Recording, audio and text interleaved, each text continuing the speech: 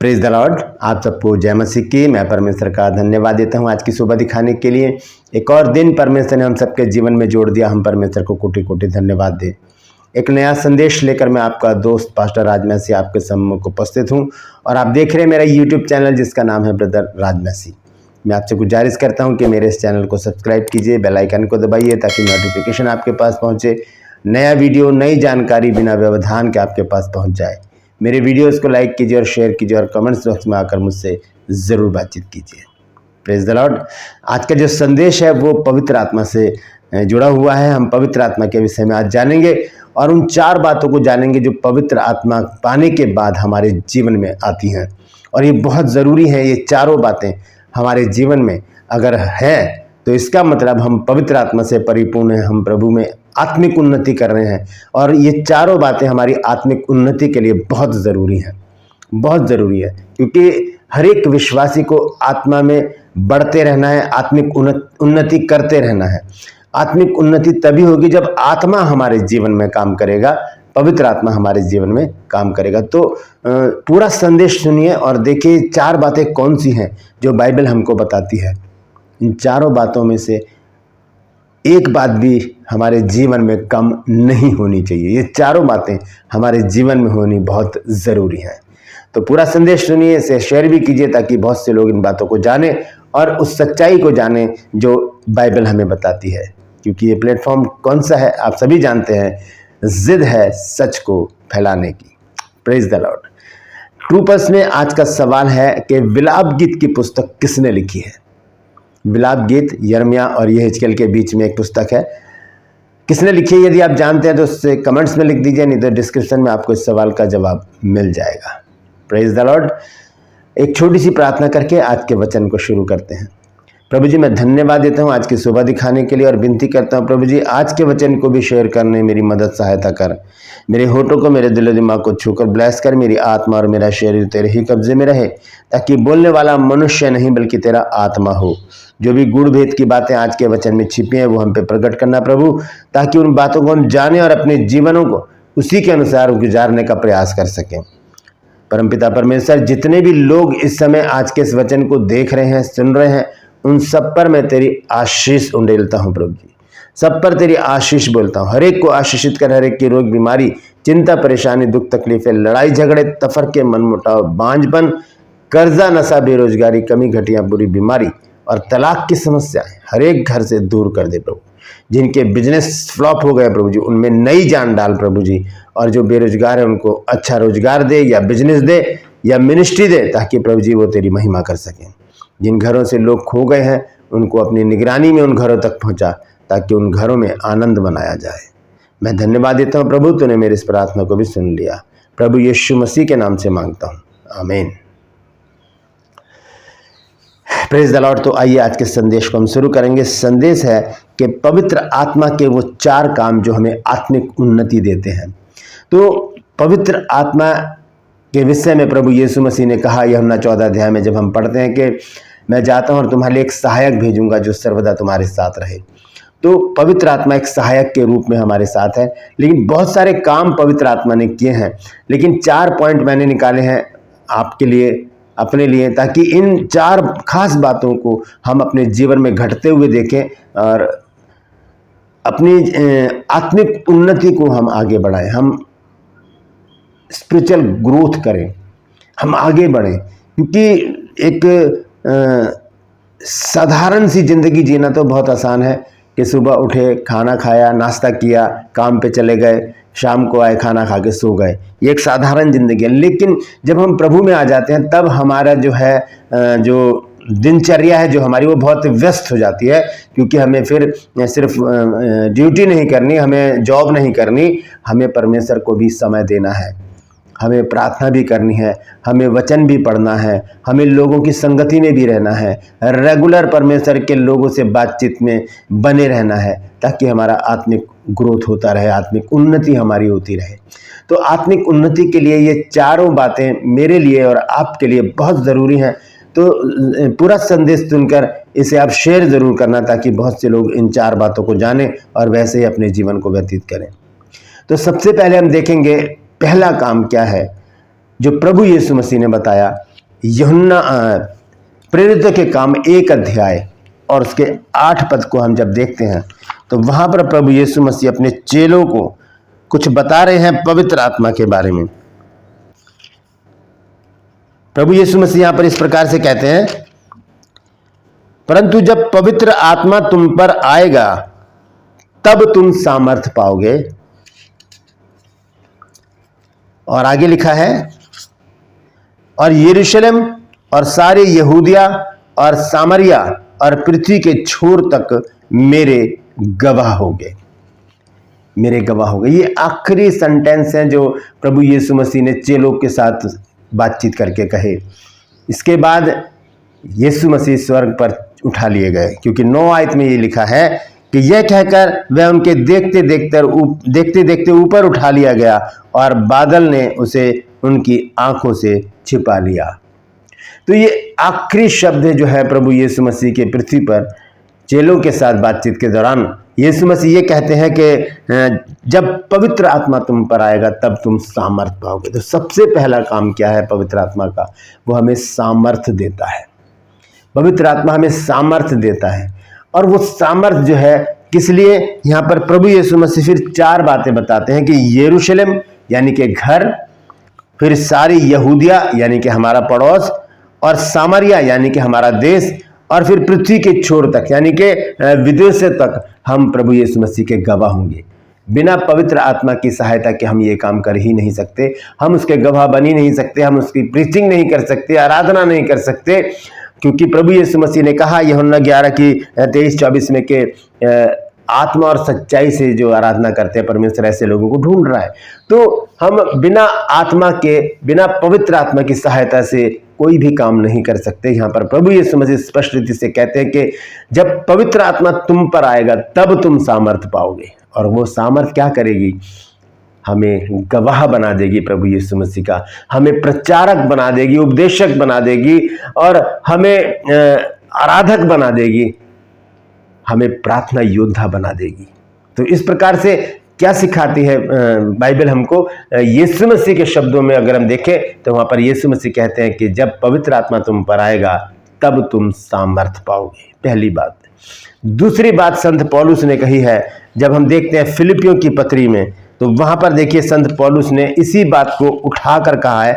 तो वो लिखा, यहाँ पर लिखते हैं संत पौलुस कि जो मुझे सामर्थ देता है उसमें मैं सब कुछ कर सकता हूं। सब कुछ करने की सामर्थ कौन देता है? क्योंकि अगर हम प्रेरितों के काम 1 अध्याय को और फिलिपियों 4 की 13 को जोड़ें तो बात हमारे सामने खुलकर आएगी। अगर हम प्रेरितों के काम में पढ़ते कि जब पवित्र आत्मा आएगा तब तुम सामर्थ पाओगे। फिर संत पौलुस कहते हैं कि जो मुझे सामर्थ देता है उसमें मैं सब कुछ कर सकता हूं। जो मुझे सामर्थ देता है कौन? पवित्र आत्मा। उसमें, किसमें? यानी कि पवित्र आत्मा में मैं सब कुछ कर सकता हूं। सब कुछ मतलब सारी आत्मिक बातों की उन्नति, ग्रोथ, आगे बढ़ना, प्रीचिंग करना, आराधना करना और प्रार्थना योद्धा बन जाना, लोगों के लिए प्रार्थना करना और वैसे ही होते चले जाना। ये किसके काम है? ये पवित्र आत्मा के काम है। जब हम देखते हैं प्रभु यीशु मसीह ने कहा कि जब तुम पर पवित्र आत्मा आएगा तब तुम सामर्थ पाओगे। संत पौलुस कहते हैं कि जो मुझे सामर्थ देता है उसमें मैं सब कुछ कर सकता हूं। दोस्तों अपने हाथों को उठाकर कहिए कि जो मुझे सामर्थ्य देता है उसमें मैं सब कुछ कर सकता हूं।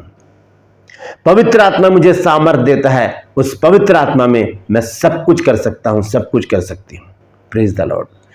दोस्तों कमेंट्स में लिखिए कि पवित्र आत्मा मुझे सामर्थ्य देता है, पवित्र आत्मा में मैं सब कुछ कर सकता हूं। तो ये दूसरा पॉइंट है। पहला पॉइंट मैंने बताया, प्रभु यीशु मसीह ने कहा कि जब पवित्र आत्मा तुम पर आएगा तब तुम सामर्थ पाओगे। और दूसरी बात संत पौलुस कहते हैं कि जो मुझे सामर्थ्य देता है उसमें मैं सब कुछ कर सकता हूं। पहली बात कि पवित्र आत्मा हमको सामर्थ्य देता है। दूसरी बात, पवित्र आत्मा में हम सब कुछ कर सकते हैं जब वो हमें सामर्थ्य देता है। तो हालेलुया। तो तीसरा पॉइंट हम देखेंगे रोमियो की पत्री में है। रोमियो और उसका 8 अध्याय और उसका 26 पद देखेंगे। वहां पर क्या लिखा है? रोमियो की पत्री संत पौलुस के द्वारा लिखी गई ये पत्री है रोमियो, और उसके 8 अध्याय को जब हम देखते हैं, क्योंकि 8 अध्याय में बहुत बड़ी बड़ी और बेहतरीन बातें लिखी गई हैं, तो 8 अध्याय के 26 पद को जब हम पढ़ते हैं तो देखिए पवित्र आत्मा का काम यहाँ पर क्या है। यहाँ पर लिखा इसी रीति से आत्मा भी हमारी दुर्बलता में सहायता करता है, क्योंकि हम नहीं जानते कि प्रार्थना किस रीति से करना चाहिए, परंतु आत्मा आप ही ऐसी आहें भर भर कर जो बयान से बाहर है हमारे लिए विनती करता है। Praise the Lord. ये कौन सी बातें हैं जो हमें चाहिए? ये वो बातें हैं जो पवित्र आत्मा हमारे जीवन में करता है। वो हमें सामर्थ्य देता है, और जब वो हमें सामर्थ्य देता है उसमें हम सब कुछ कर सकते हैं। और सब कुछ करने में क्या है? वो हमें प्रार्थना करनी भी सिखाता है। यहाँ पर संत पौलुस रोमियो को जब पत्री लिखते हैं तो वो कहते हैं कि इसी रीति से आत्मा भी हमारी दुर्बलता में सहायता करता है। तो पवित्र आत्मा जो है वो हमको प्रार्थना करने सिखाता है। सबसे पहला पॉइंट जो मैंने आपको बताया, प्रभु यीशु मसीह ने कहा कि जब पवित्र आत्मा तुम पर आएगा तब तुम सामर्थ पाओगे। उसके बाद हमने देखा संत पौलुस कहते हैं कि जो मुझे सामर्थ देता है, यानी कि पवित्र आत्मा मुझे जब सामर्थ देता है तो पवित्र आत्मा में मैं सब कुछ कर सकता हूँ। फिर हम रोमियो 8 अध्याय के 26 पद में पढ़ते हैं कि आत्मा हमारे लिए प्रार्थना करता है, हमें प्रार्थना करनी सिखाता है, हमें सामर्थ्य बना देता है। जब हम पढ़ते हैं, इसको दोबारा से देखेंगे, इसी रीति से आत्मा भी हमारी दुर्बलता में सहायता करता है। जब हम कमज़ोर पड़ जाते हैं, क्षीण पड़ जाते हैं, निर्बल हो जाते हैं, उस समय प्रार्थना करने की सामर्थ्य हमें कौन देता है? पवित्र आत्मा देता है। Praise the Lord. ये सामर्थ्य किसके पास है? ये सिर्फ और सिर्फ पवित्र आत्मा के पास है। यदि आज हमारे पास सामर्थ्य नहीं है, हम प्रार्थना करने में कमज़ोर हो गए हैं, तो इसका मतलब हमारे पास पवित्र आत्मा नहीं है। हम अगर प्रभु यीशु मसीह के गवाह नहीं हैं, इसका मतलब हमारे पास सामर्थ्य नहीं है, हमारे पास पवित्र आत्मा नहीं है। यदि हम कुछ भी करने में असमर्थ हैं तो इसका मतलब हमारे पास पवित्र आत्मा नहीं है, हम पवित्र आत्मा से विहीन हैं। क्योंकि संत पौलुस कहते हैं कि जो मुझे सामर्थ्य देता है उसमें मैं सब कुछ कर सकता हूँ। तो ये 3 पॉइंट मैंने आपको बताया। पहला, प्रभु यीशु मसीह ने कहा कि जब पवित्र आत्मा तुम पर आएगा तब तुम सामर्थ पाओगे।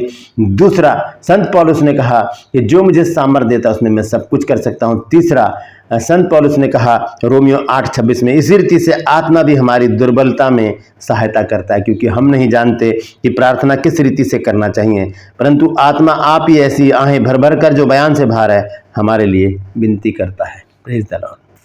आखिरी पॉइंट, प्रभु यीशु मसीह के शब्द, यूहन्ना रचित सुसमाचार 14 अध्याय और उसका 26 पद।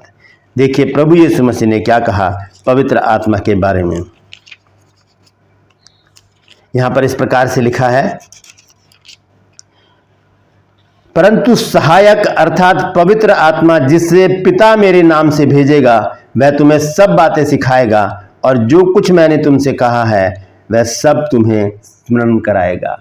हमारी याददाश्त को सॉलिड बना देगा पवित्र आत्मा। जो भी बातें बाइबल में है वो हमारे दिमाग में बनी रहेंगी, समय समय पर हमें याद आती रहेंगी।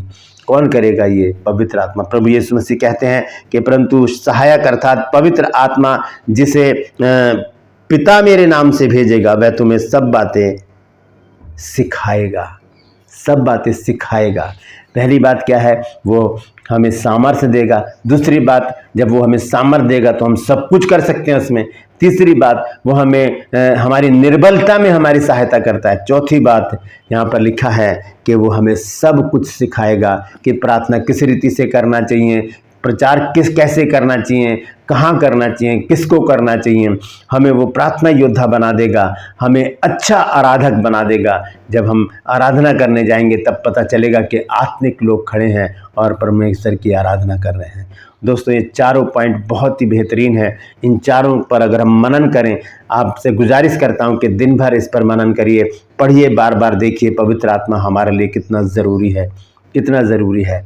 अगर आपके मन में भी कोई बात आ रहा है, आपने बाइबल में कोई ऐसा शब्द देखा है जो पवित्र आत्मा के द्वारा हमारे जीवन में बड़ा काम करता है, तो उसे कमेंट्स में ज़रूर लिखिएगा। मैंने 4 ही पॉइंट निकाले हैं, तो बहुत सारी बातें, लेकिन मैंने 4 ही पॉइंट निकाले हैं क्योंकि मैं नहीं चाहता कि लंबा वीडियो हो जाए।